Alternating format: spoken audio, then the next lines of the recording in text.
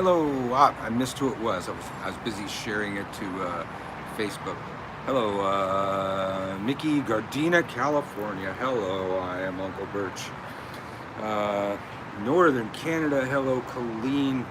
Uh, let's see. I can't. I got like a white background, and the number of people watching is in white. There we go. Now I can see how many people are in there. Wow, that was quick. Hello, I'm Uncle Birch. And you probably already know, if you're here, connected to this, you know, I teach witchcraft, is what I do. I, hello, I missed who that was. I'm trying to say hello to everybody that's saying hello to me. I've been teaching witchcraft probably longer than most people, but also on YouTube. I've been teaching witchcraft longer than most people have been teaching witchcraft on YouTube. And I've been doing these correspondence courses. Hey, Lady Witch. I've been doing these correspondence courses for like, I don't know, 7 years or so on YouTube. And took some time off to do some different types of courses on my Gumroad channel. And in recent months, I've gotten back into the year in a day courses. And I started one, and then the demand was so high, I had to start another one that's beginning on May 1st. And, I'll tell you more about that later. But so what I'm doing now, leading up to that, I'm like in this teaching frenzy. Hello, Mario. Hello, Love, Mifro. I'm in this teaching frenzy right now, so I'm trying to keep myself in practice, answering random questions from strangers all over the world, stuff I wouldn't think about. It helps me keep my teaching muscles pumped up, but also I always said that teaching is the ultimate learning experience, because people ask questions that I never thought about. Or nowadays, you know, people ask questions that I haven't thought about, you know, like 20 or 30 years. And, you know, just, you know, forgotten the answers to those kinds of questions. So this helps me. I hope it helps you. I've been doing it all over the place. I even try and do it on some random noob channels here and there. And it's just, you know, something I do. And now we're up to Ask Uncle Birch 12.5. Hello, James. And hello, Between. What's a good attraction practice for males?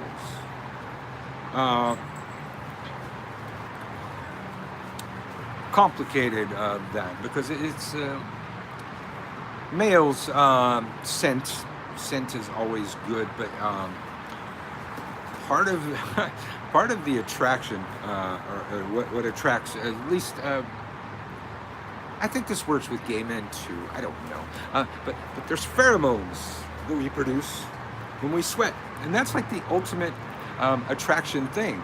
But if it becomes BO, then it's too much. If it's the same kind of thing, and it works for women that way too. There's ancient love spells where.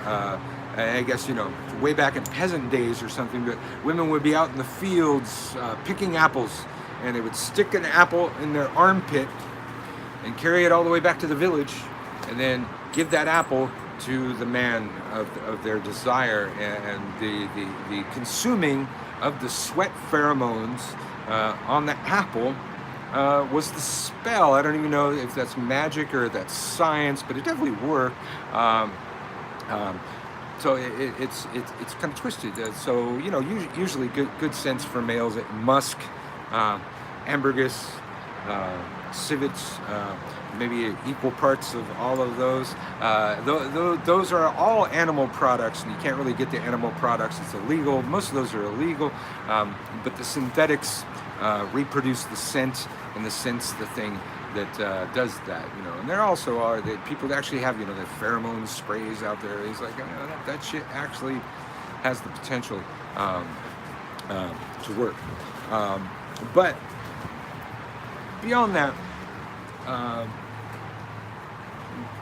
magic stuff, programming, the ultimate attraction for males, and both, and you just said it, I guess, right there, kind of, James. Confidence.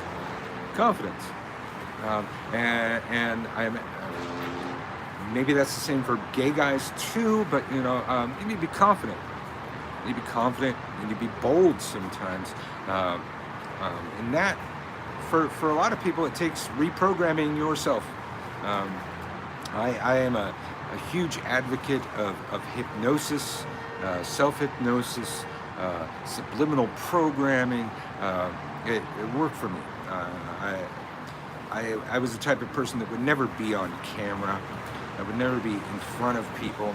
Was probably too scared back then. I decided, there was no way to live. And once I learned about psychology while studying witchcraft, learned how to reprogram myself. Got a whole bunch of videos out there. It's on this channel. You're already there. Go look up Mind Control 101. I think it's like a 3-parter. But yeah, teaching you how to control your mind. Ultimately, where you got to be, even to do the magic part of what you're asking.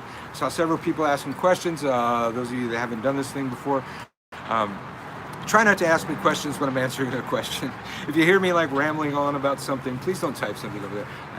I try not to look, but I will look quite often. It just throws me off, and I'm like my head in 2 different places. Hello, Dirk. Wherever you are, Dark 023. I'm Uncle Birch. Spend a little bit of the Saturday afternoon teaching witchcraft to random people, because that's my jam, That's what I do. Helps me, helps you. It's mutually beneficial. It's the law of exchange is the most important law within witchcraft. For everything that is taken, something must be given. Actually, I should have done the other. For everything that's taken, left hand, something must be given, right hand. The law of exchange is important.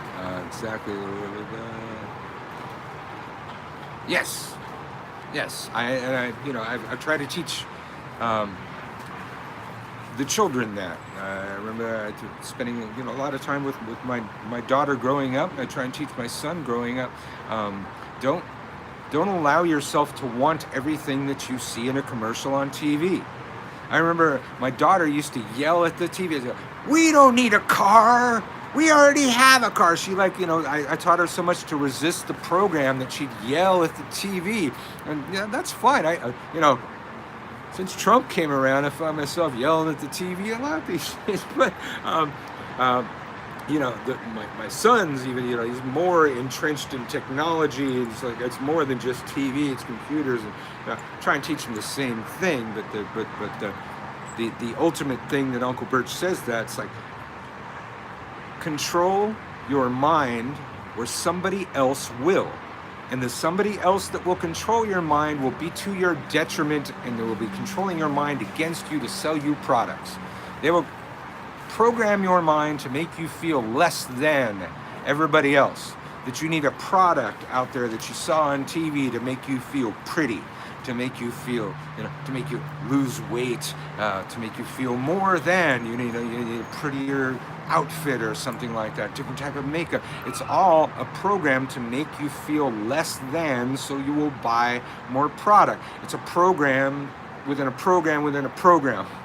And if you allow yourself to just absorb those programs without resisting, you can watch TV, but don't watch your TV with the passive mind state of absorbing everything that you see, and then suddenly finding yourself wanting those things, even though those are things you've never wanted before. But the bottom line, my prime directive, if you will, control your mind, or it will be controlled by others, and it will be controlled by others to your detriment, against your will. You take control.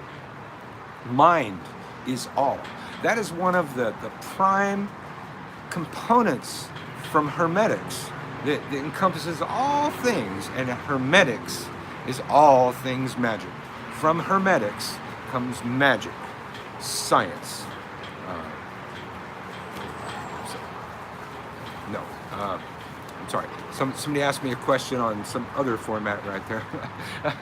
But all these things, science, medicine, magic, all the same roots. The work of Hermes, all go back to the same thing. all tied in together. Once upon a time, now different fields. About many of your programs, which have been a great help. Thank you. Puzzling, how would you go about cursing a Facebook page? Well, thank you for buying many of my programs. I barely had a chance to read that. The thing like goes off the screen. But how would you go about cursing a Facebook page? Well, God, I would hope that somebody's on my channel watching my stuff. You learn to think outside the box. But that's okay. I got a whole line of work, probably a book on this kind of thing coming up. But with everything, with everyone that you want to curse, there's a Facebook page. Younger people, I don't know, Twitter, no, not Twitter, Instagram. I don't know what the kids are using these days, but there's social media out there, and hopefully you're not out there hexing kids. So, but there's a social media page out there with the image that you need to do your magic upon that person, place, or thing. A picture of a place is a link to place. I mean, it'd be great to have the dirt from place, but you know, a lot of people they're doing magic on people in other states and shit like that. Yeah, if it's a person, you know, there's a picture, and somewhere in their feed, it may not even be in their profile picture, but you know, hopefully be able to find their picture. But a group, a Facebook page probably has a logo. Get the logo. You hex the logo. The logo's the symbol of the thing. They've already done the work to establish a symbol of their thing, which is, you know, the first step that you would normally need to do to perform a magic was to construct a symbol of that thing. They've already done that work for you, so obtain the symbol of that thing and do your magic upon that symbol. Several people said several things, and I didn't look at any of the things that you said. So if you had a question, go ahead and fire off a question. We're doing Ask Uncle Birch 12.5, because I don't know, because 12 was acting weird, so then I had to do a 12.5. I used to do 12 and a half, then Marta told me a 12.5 would be better, and yeah, it does. Uncle Birch, is there any magic I can do to encourage my boyfriend to be kinder to me? Ha ha ha. Well, you know, there's magic you can do, but there's, you know, there's like attracts like, you know. First of all, you know, I don't know you, I don't know your boyfriend. It's like, are you being kind to your boyfriend? You know, maybe you are. Maybe you are. Some people don't respond to that, but you know, you gotta be, you know, putting out what you want to get back. You want somebody to be kind to you, be kind to them. It's like, you know, if they don't respond, then yeah, maybe you got to do something else. But you know, there's plenty of magics for that. Generally, keeping yourself cleansed is good, but a lot of people they talk about cleansing. They don't talk about putting anything in there. So constant cleansing, I always say, is the key. Cleansing off all the negativity on you, all the bad stuff from the day. Maybe have a morning ritual, maybe have a nightly ritual. You know, you got to keep clean, but you got to put stuff back in there. You got to put, you know, what do you need? You know, do you need attraction in there? You know, when there's attraction in there, people tend to be kinder. It tends to go hand in hand, even if temporary for some people. But you know, is there, you know, some positive outlook that you need to put within you? But you need to constantly cleanse, because sometimes, you know, some people may be reacting to stuff in you, but you know, it's boyfriend, girlfriend, you know, whatever you got. You know, are you living together? Well, that's becomes a whole different thing, and the Wiccans are going to totally argue with me. But somebody's in your space, or you're in their space, or you're having a mutual space. They sleep in the same bed with you, in the same house with you. You absolutely have the right to cleanse them Don't even ask them. Protect them. Don't even ask. You think they're hex? Unhex them. Don't even ask them. He's like, that's their energy in the place where you're at is the energy of the household. And you have the absolute right to cleanse that. It may be something that needs to be done on him. Cleansing. But, again, when you banish, you must invoke. If you banish something, okay, banish assholeness off of him, or anger, or whatever he's got that's making him unkind, like you said, and then clean him, put back happiness, love. You don't even have to sigilize it. Visualize little happy faces with hearts in their eyes. The emoji is probably the emojis are probably slowly becoming the magical symbols of the millennialist or the millennial witches. And they'll be just as valid as anything else. The smiley face is old. It's just evolved a bit. The smiley faces, hearts, something to make them happy. So that's what you want them to be. If they're, whatever it is, your boyfriend, girlfriend, partner, whatever you've got, and you're living in the same space. If they're happier, you're going to be happier. If they're happier, they're going to treat you better. You treat them better. Yeah. Have you seen emoji spells? No, I haven't. I just pulled that out of my ass right now, but it's probably still there. Are narcissists more difficult to affect with spells? Oh, yeah. Narcissists? Now, I've become very schooled in narcissism in the last maybe year or so, and I've had to think about that. It's like those of you who don't know me, I think of everything witchcraft. It's like if I run across something, I always think, how can I affect that with witchcraft? How does that affect witchcraft? How does that relate to witchcraft? What kind of witchcraft could I do about that? And I've been thinking about that a great deal. So before you ask me the question, I have thought about that. Gumroad.com/witch school, WITCHSKEWL. In addition to my May 1st year and a day course that's coming up, it's going to open up in just a couple days, April 29th. It's going to be open for everybody to sign up. There's things like spiritual warfare, a box for your enemies. Spiritual warfare, I see you still asking, people are asking questions over here. Hold on, you're going to throw me off. I can't read that right now. So I'm not looking at your question right now. I'm sorry, but this format, it only pops up for a minute and it'll throw me off. With regard to narcissists, the only remedy for a true narcissist is no contact. With regard to narcissists and magic upon narcissists, a box for your enemies. Put them in a box, put them in a mirror box, bury them in a fucking graveyard.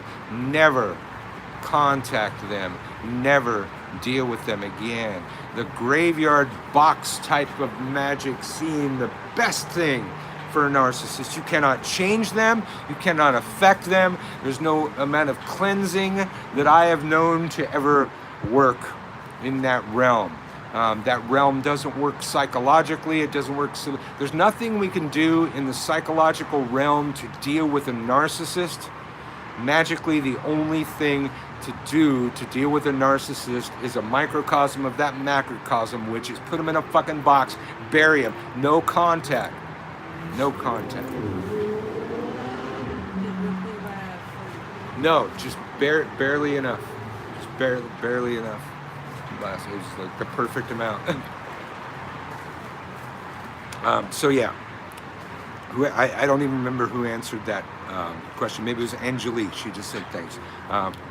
In the earlier video, you talked about the use of sigil to transmute bad juju in your way prospect.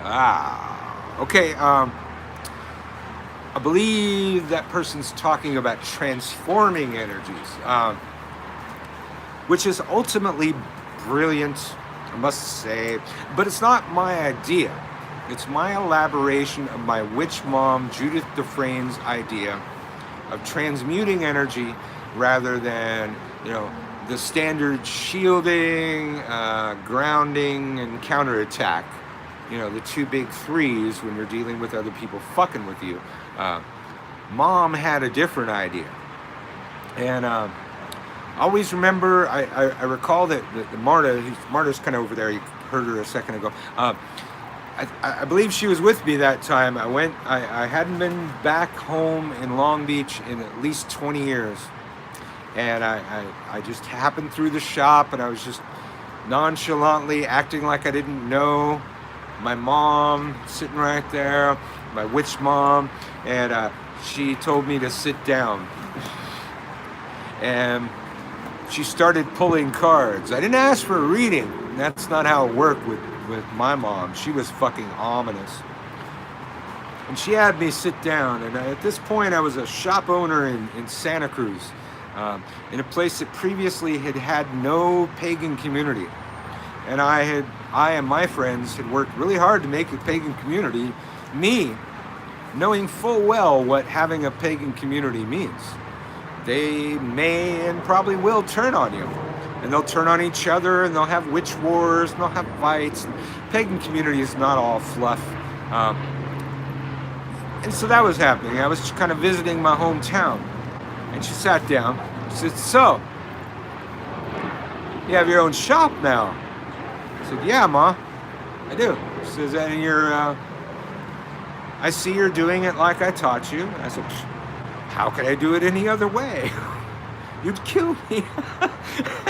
I mean, she was intense. My wife was the only person to have ever seen that woman make me stumble, stammer, and lose my shit right in front of her. I had no cause. I was like a little kid.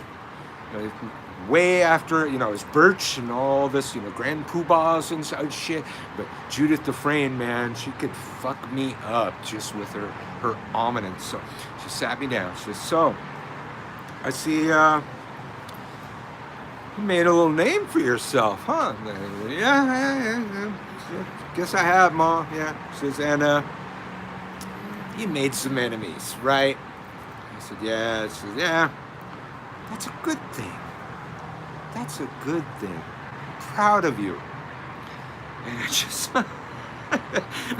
I had a little tear in my eye right there. And I said, "So, you're thinking about counterattack, aren't you? You're thinking about hexing them. Yes, you are. Don't even argue. You're doing that. You're thinking about that." And I said, yeah, Mom. It's like, my family's involved, and, it's become a big thing. There's this rival shop that's coming to town. They're like fucking with me and mine all the time. I can't just let that go. That's not what you taught me. And she says, "No, you will not throw on them. You will not attack. You will do what I taught you. You will transform the energy and piss them off more. You have enemies? Good. Make more. And you'll become more powerful." And I just went, fuck, man. She's why I am who I am. And that's the most brilliant strategy. The transformation sigil and all variations of that are the most brilliant. They feed on your enemy. Sun Tzu's first law in the art of war is to feed off your enemy, forage off your enemy. It costs too much money to bring your supplies to the battlefield. Steal theirs at the battlefield. The transformation idea. Nobody else has ever expressed it like Judith Dufresne, except my elaboration upon that, but I give credit where credit is due. She's the one that came up with it. The laws of physics say that energy cannot be destroyed. Energy is not created or destroyed. It all already exists. You can transform all energies into other energies, but you cannot destroy them. You cannot create them. You call them up off of other forces and utilize them in magic, but you can transform them. Now, for y'all in the cheap seats, you can go to Psychic Self-Defense Shields Up on my YouTube channel and get the small version of this idea. You also may see another variation of that idea on the same channel, but it's I think it's called Transforming Poverty. I believe it's called Transforming Poverty or something like that. One of my older videos. I sigilized my witch mother's grander work into a smaller, more usable sigil that can be used. I will leave you to go do that. I'm not going to explain that to you here. But those of you not in the cheap seats and you want to go big or go home, you go over to gumroad.com/witchschool. WITCHSKEWL. And that one would be spiritual warfare, feeding on your enemies, for the full and complex ritual for creating that sigil as handed down to me by Mom. Luckily, I had that somewhere in my book of shadows because I knew it was so important. She published a few books, Protection, Spells, and Charms by Jade, Money, Charms, and Spells by Jade, all through original publications. Very small publishings, but some of the best fucking magical books out there. But Protection, Spells, and Charms by Jade, you might be able to still get from the Eye of the Cat in Long Beach. You look them up, they're still out there. If anybody's got them, they got them. When I would have them at my shop, I got them from them. Whenever they would get a batch in. But within Protection, Spells, and Charms by Jade, she gives that most incredible piece. Hey, Birch trying to get into working direct energy. Oh, God. Somebody, hey, Birch, I'm trying to get into working out my energy. It was too long to stay on the screen long enough for me to read it. On my end, your questions pop up and they fade out in just a couple seconds. So if you can get that back in there, break it up. I did not get the gist of your question. I'm Uncle Birch. This is a thing I do, and damn, a lot of people. Good? No? Plates not included. You would think the reviews, that was smart, but it should have come up. So, I'm talking to Marta while you guys are formulating your whatever the hell you're doing. So I gotta buy plates. Okay. I think I know where there's a place that I pass by that have those. In this town, easy to find.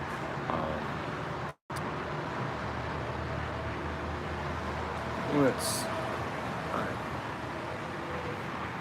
So I'm gonna bring this thing with me.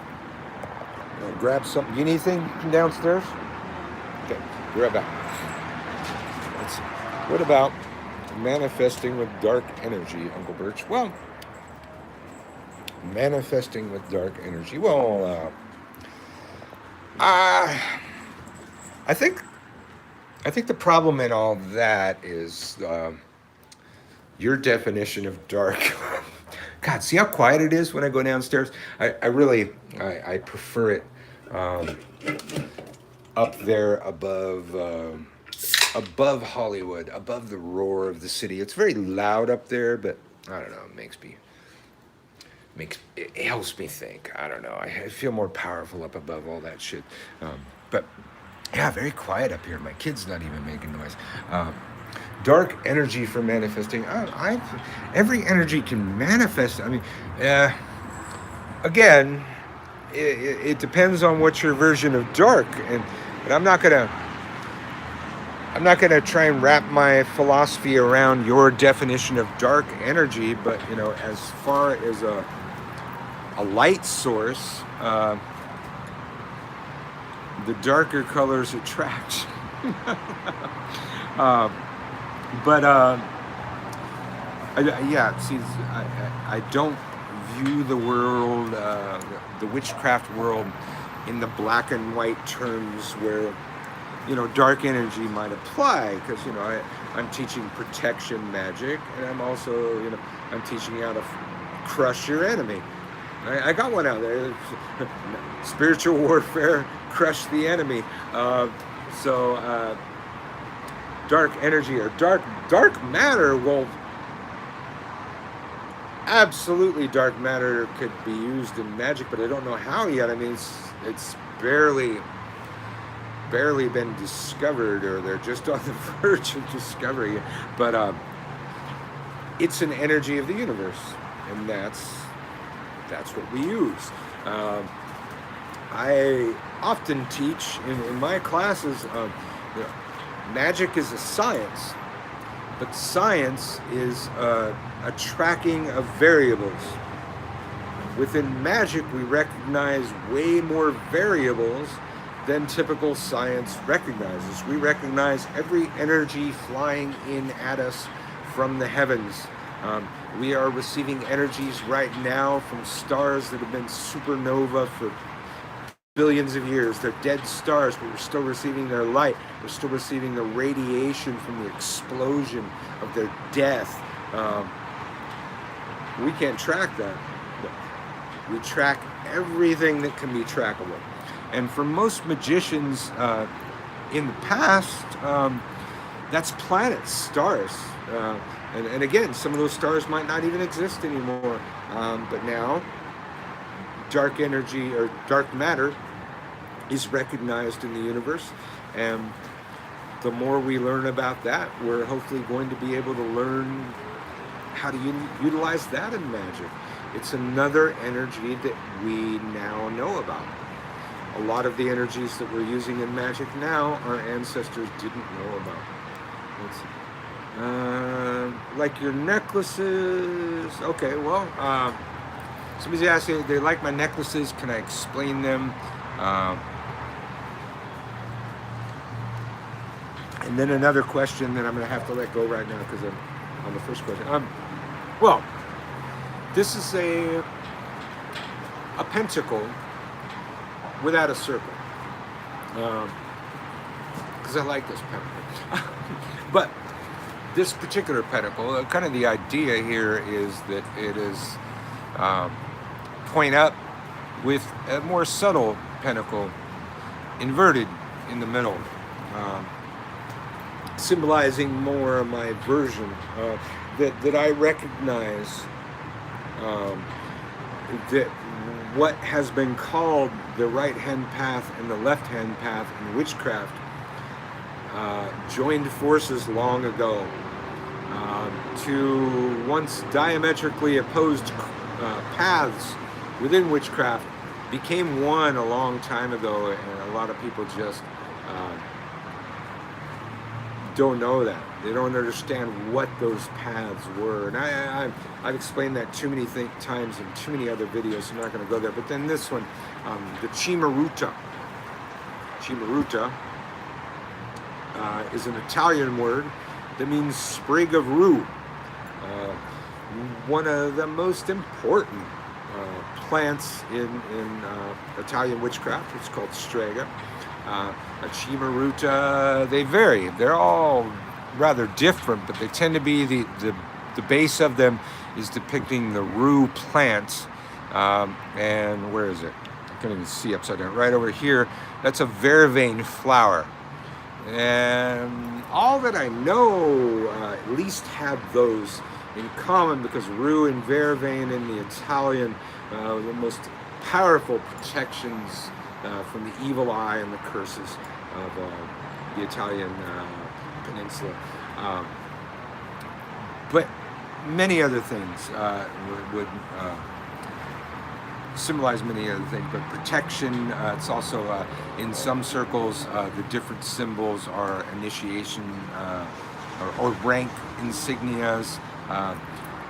The story of my Chimaruta is huge. You know what? Go to my YouTube channel and I think I have something called 3 Minutes on the Chimaruta or something like that. I believe I tell the whole story. Willie Nelson's grandmother and the whole thing. It's a fascinating tale of it. Somebody said, how would you charge a sigil, I think? All of the ways, attention, meditation, projection, probably the best way to charge sigils, I've always said, is sex magic. Sex magic's one of the most potent magics that we can muster. And looking upon a symbol during extreme pleasure or extreme pain lodges it to a deeper part of the subconscious, wherein magic lies. And it was actually way back.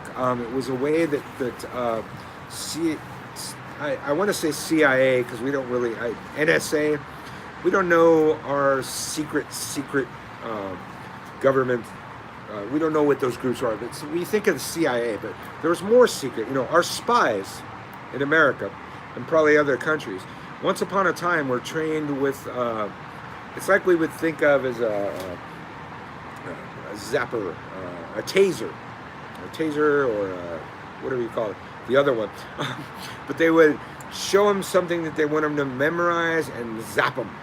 Show it to them, zap them. Show it to them, zap them, because they recognize that deep part of the subconscious. They could program that information to that deep part of the subconscious by pain. It doesn't seem that they ever figured out you could also reach the same part of the subconscious through pleasure. So, choose your poison. You're a sadist, you're a masochist, whatever.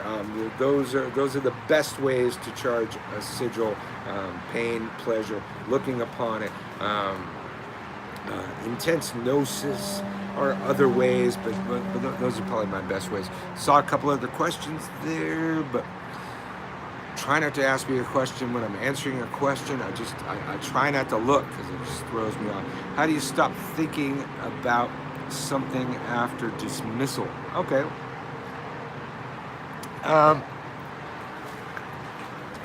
Great question. As I stated before, and I state many times, like I have this thing. It's like this. Luckily, the world changed to where I can be a witch for a living, because I always had to be a witch no matter what other thing I was doing. But the world has changed, because I view most things in terms of witchcraft, or how can I use that in witchcraft? How does it relate to witchcraft? How does that relate to what I learned in witchcraft? I spent a great deal of time also studying psychology, and I am a pastoral counselor, which is psychology in a pastoral, like a religious or spiritual context, which meant that I had to learn a lot about different religions, spiritualities, to counsel people in their religion, in their spirituality. And a thing I learned there, it was actually in studying couples counseling. They had this thing, and they said, sometimes couples will reach a point where they've been arguing for hours, and it's gone on forever and ever. People are, they're confusing what was said. They're repeating what they already said. It's getting worse and worse. Both of the couple are hurting each other more and more. They're making it worse and worse and worse. And you don't want to go to sleep with that unresolved subconsciously. It destroys the relationship. It causes such havoc with the relationship. So they have this thing, this little technique. They said, if somebody, either side of the couple, can at some point just, grasp control of the situation, say, hey, honey, look, we're not making any headway here. We're both just, hurting each other more. It's like we're not making any sense. We're both really tired. Can we, let's just like let this go, and tomorrow morning we'll go to coffee and talk about it. That releases that part of the subconscious. The subconscious needs to have a scheduled date for possible resolution to release a thing, especially a thing that's that emotional, that has that charged, like your spell would be, right? And that without that set date for resolution, the couple will not get past it. They will not get any sleep. It will get worse. It will fuck everything up. So it's like me, I think, well, that's great. That's handy stuff if I ever do any couples counseling, which hasn't, 2 or 3 times did I ever do that. But it's like, okay, how does that apply to magic? So I was always taught that you keep really good notes when you do the spell. That was the day of the week, the time of the day, the planetary alignments, the star alignments, what kind of mood were you in, what were the ingredients in the spell, what had you done earlier that day that could have affected you, every possible thing that could have anything to do with that spell. And you do that right after you're done with the spell, slam the book in your face. Subconsciously, closing a book on a thing means something to us. And when we do that, we're telling ourselves, we will not look again at this book for 3 moons. We close it. Many magics will work sooner than that. But many going to take a couple moon cycles to manifest. Especially a lot of the Wicca type magics, they work in lunar cycles, and that's how it works. And maybe because it might take us 3 moon cycles to fully let loose of it, but something about telling yourself, I've put all of the data related to this spell in this notebook. I will close this book and refuse to look upon this book till the appointed time. Allows you to release it. The 3rd key of magic, projection, the hardest key of all of the keys of magic. The 3rd key, letting it go. Forgetting about a thing, ultimately, that was so important that you lit up candles and burned shit, chanted in Greek, and, sacrificed the rooster. Who knows what you fucking did. But it was so important for you to do that. Somehow, you need to let that go. Just forget about it. Let it go.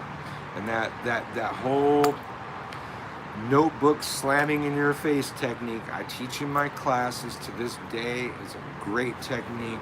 I find a lot of the things that I was taught as a kid growing up, great techniques, but what was lacking was a way to facilitate those techniques. While taught the 3rd key of magic, I was not taught any really good methods to do that. They taught about keeping notes, but they didn't talk about keeping notes in relation to the 3rd key of magic the way I just did it. Anything of the kind, I just kind of incorporate, what I learned into what should happen. Is a lot of good ideas without technique out there. I try to come up with technique to teach or to fulfill those things that I learned. All right, I'm already at 44 minutes, so probably I should do a couple more questions and finish this thing. Great questions so far. Thank you for helping me. I hope it's helping you. This is a thing we do. I stopped trying to do the thing where I broadcast on my Facebook and my YouTube because the thing just never worked out. So if anybody out there knows a good app for broadcasting to 2 different channels at the same time that doesn't totally suck ass, like Restream.io, let me know about it. In just a couple days, my Year in a Day course opens up. It's part of the reason that I've been doing all these Ask Uncle Birch. Just keep my magic muscles strong, because I will be bombarded by questions from new students that I haven't thought of in decades. Yeah. That happened when the classes started in March, happened when the class is going to start in May. Go to my YouTube channel. There's a video, I don't know, probably the third video back right now, but it should show up in your feed, talking about that class. But the Year and a Day course in all things witchcraft, beginning May 1st, 2019. The class opens up Beltane Eve, August 29th, 2019. 2 days from now. People that want to secure their spot, you can still secure your spot before the 29th. After the 29th, it's all willy-nilly. Contact me at witchschool@gmail.com. That's witchschool, that's WITCHSKEWL @gmail.com. Those of you that want to take your chances, I'll make the announcement here on YouTube and everywhere else. April 29th, and the class will be open. There's a certain amount of students that'll fit in the class, and I don't know what the cutoff is. I know that I could secure the spaces of the people that contact me at witchschool@gmail.com, and the rest of you can take your chances. August 29th, couple days. A Year and a Day course in all things witchcraft, where I guarantee you're going to learn shit that you ain't going to learn from any other witchcraft course out there. And it'll open up, and the class is going to be held at gumroad.com/witchschool. Uncle Birch, can you explain what you mean by the RHP? All right. Well, I've explained this before, but since you asked, your Uncle Birch has the long memory. I've worked pretty hard to destroy the short-term memory. And I even say, when you're doing that third key, a pre-ritual or post-ritual bong hit, excellent way to forget what you just did. But the long memory. Okay. In my day, the left-hand path did not mean Satanism. Satanism has pretty much taken the term left-hand path over the years. Originally, there were two paths you could go by, and in the long run, there was time to change the road you're on. There was the left-hand path and the right-hand path. They had differing philosophies. The right-hand path is symbolized by the point-up pentagram. Earth, air, fire, water, and spirit. Spirit being the top point. That's that configuration symbolized spirit over the flesh. The left-hand path had the opposite configuration, the spirit point down, which meant flesh over the spirit. Spirit over the flesh for the first one, flesh over the spirit for the second one. Left-hand path believed in the path of serving the self. The right-hand path serving others, like the Jedi and the Sith. The right-hand path believed that the gods existed outside of ourselves. The left-hand path believed that the gods existed inside ourselves. So the left-hand path, while serving the self, we're serving the gods by serving the self. Right-hand path, believing that the gods were outside the self, serve the gods by serving outside the self. In all schools of magic in this day and age, we tend to believe that the gods exist without us and within us. The two main opposing philosophies of the left-hand and the right-hand path. Originally, these were in Hermetics. All these things were within us and without us. Somehow that was lost in these paths. But now, the left-hand path and the right-hand path merged a long time ago. But you still have these newbie Wiccans out there talking about, well, you can't do magic for personal gain. It's like, no, that is an outdated right-hand path philosophy, and those paths merged a long time ago that most people didn't seem to notice, except your Uncle Birch. I'm gonna have to call it at that one. That's 50 minutes. No. But thank you for joining us. And